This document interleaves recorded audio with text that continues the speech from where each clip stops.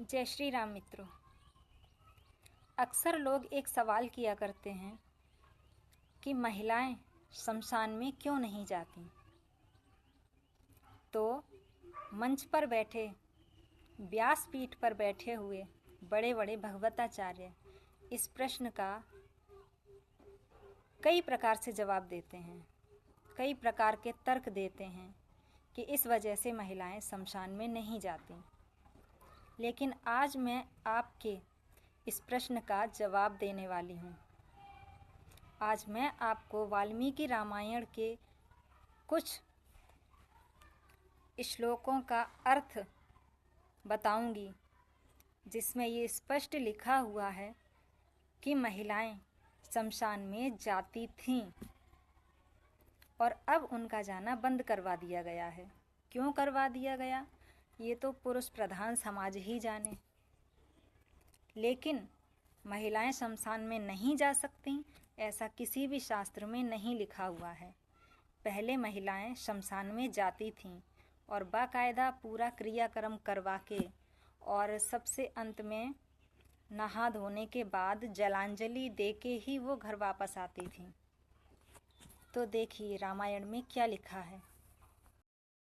सबसे पहले तो देखिए ये वाल्मीकि रामायण है और अब मैं इसे आपको पढ़ के सुनाऊंगी। यह वाल्मीकि रामायण का 76वां सर्ग है, राजा दशरथ का अंत्येष्टि संस्कार। इसमें ये 19 और 20वां श्लोक है। इसका मैं आपको अर्थ पढ़ के सुनाती हूँ। इसके बाद चिता में आग लगाई गई। तदंतर राजा दशरथ की कौशल्या आदि रानियां बूढ़े रक्षकों से घिरी हुई यथा योग्य शिविकाओं तथा रथों पर आरूढ़ होकर नगर से निकलीं तथा शोक से संतप्त हो शमशान भूमि में आकर अश्वमेधांत यज्ञों के अनुष्ठाता राजा दशरथ के शव की परिक्रमा करने लगीं। साथ ही ऋत्विजों ने भी उस शव की परिक्रमा की। उस समय वहां करुण क्रंदन करती हुई सहस्त्रों शोकार्त रानियों का आर्तनाद कुररियों के चीत्कार के समान सुनाई देता था। दाह कर्म के पश्चात विवश होकर रोती हुई वे राजरानियां बारंबार विलाप करके सवारियों से ही सरयू के तट पर जाकर उतरीं।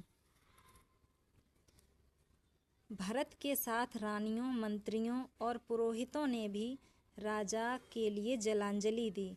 फिर सबके सब नेत्रों में आंसू बहाते हुए नगर में आए और 10 दिनों तक भूमि पर शयन करते हुए उन्होंने बड़े दुख से अपना समय व्यतीत किया। तो आपने देखा कि बाकायदा कौशल्या आदि सभी रानियां शमशान भूमि में गई हैं और जलांजलि देने के बाद ही घर वापस आई हैं। तो फिर आज के जो भगवताचार्य हैं, पंडित लोग हैं, वो क्यों मना करते हैं, क्यों तरह तरह के तर्क देते हैं कि स्त्रियों को शमशान में नहीं जाना चाहिए। ऐसा शायद इसलिए कहा गया है ताकि स्त्रियों को उन्हें ये एहसास दिलाया जा सके कि तुम कमज़ोर हो, मानसिक रूप से कमज़ोर हो, शारीरिक रूप से कमज़ोर हो, भावनात्मक रूप से कमज़ोर हो, तुम ये सब नहीं सह सकती। उनके मन में ये बात बैठाई गई है कि तुम हर प्रकार से कमज़ोर हो, तुम कुछ नहीं सह सकती। एक बात बताइए, जो स्त्रियां डिलीवरी के टाइम में कितना बड़ा कष्ट होता है, कितना भयंकर दर्द होता है, उसको भी झेल जाती हैं। और पहले के टाइम में स्त्रियां युद्ध भी लड़ती थीं। युद्ध का मतलब समझते हैं? उस रण क्षेत्र में जहाँ पर लाशें बिछी होती थीं, लाशों के ढेरों के बीच में खड़े होकर स्त्रियां रणचंडी बनकर युद्ध लड़ती थीं। वो स्त्रियां कमज़ोर थीं? वो स्त्रियां कमज़ोर कैसे हो सकती हैं? उस समय स्त्रियों को हर प्रकार की छूट थी, वो सब कुछ कर सकती थीं। उन्हें कभी ये एहसास नहीं दिलाया गया कि तुम कमज़ोर हो, तुम ऐसा काम नहीं कर सकती। लेकिन आजकल स्त्रियों को हर काम से रोका जाता है, हर बात में रोक टोक, उन्हें कुछ करने ही नहीं दिया जाता। हर छोटी छोटी बात में ये एहसास कराया जाता है कि तुम कमज़ोर हो, तुम ये काम नहीं कर सकती, जो कि बिल्कुल गलत है। ऐसा नहीं करना चाहिए।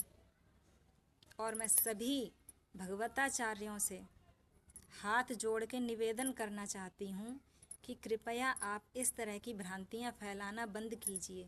स्त्रियों को ये एहसास कराना बंद कीजिए कि तुम कमज़ोर हो, तुम शमशान नहीं जा सकती, तुम युद्ध नहीं लड़ सकती, तुम ये काम नहीं कर सकती, तुम वो काम नहीं कर सकती।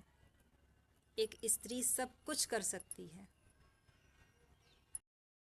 आइए मैं आपको एक और उदाहरण दिखाती हूँ इसी रामायण का। यह है वाल्मीकि रामायण के 25वें सर्ग का वर्णन है, जो मैं आपको पढ़ के सुनाती हूँ। इसमें बाली के वध के बाद जब उनके शव को शमशान ले जाया जा रहा है तब का वर्णन है। जिनके जीवन धन का वध किया गया था, वे तारा आदि सब रानियां, सब वानरियां करुण स्वर से विलाप करती हुई अपने स्वामी के पीछे पीछे चलने लगीं। वन के भीतर रोती हुई उन वानर वधुओं के रोदन शब्द से गूंजते हुए वन और पर्वत भी सब ओर रोते हुए से प्रतीत होते थे। यहाँ तारा विलाप कर रही हैं कि महाराज, ये तुम्हारी प्यारी वानरियाँ जो वानरों की भांति उछलकर चलना नहीं जानती हैं, तुम्हारे पीछे पीछे बहुत दूर के मार्ग पर पैदल ही चली आई हैं। इस बात को क्या तुम नहीं जानते? पति के शोक में डूबी हुई तारा को इस प्रकार विलाप करती देख उस समय शोक से दुर्बल हुई अन्य वानरियों ने उसे उठाया। इसके बाद संताप पीड़ित इंद्रियों वाले अंगद ने रोते रोते सुग्रीव की सहायता से पिता को चिता पर रखा। फिर शास्त्रीय विधि के अनुसार उसमें आग लगाकर उन्होंने उसकी प्रदक्षिणा की। इसके बाद यह सोचकर कि मेरे पिता लंबी यात्रा के लिए प्रस्थित हुए हैं, अंगद की सारी इंद्रियां शोक से व्याकुल हो उठीं।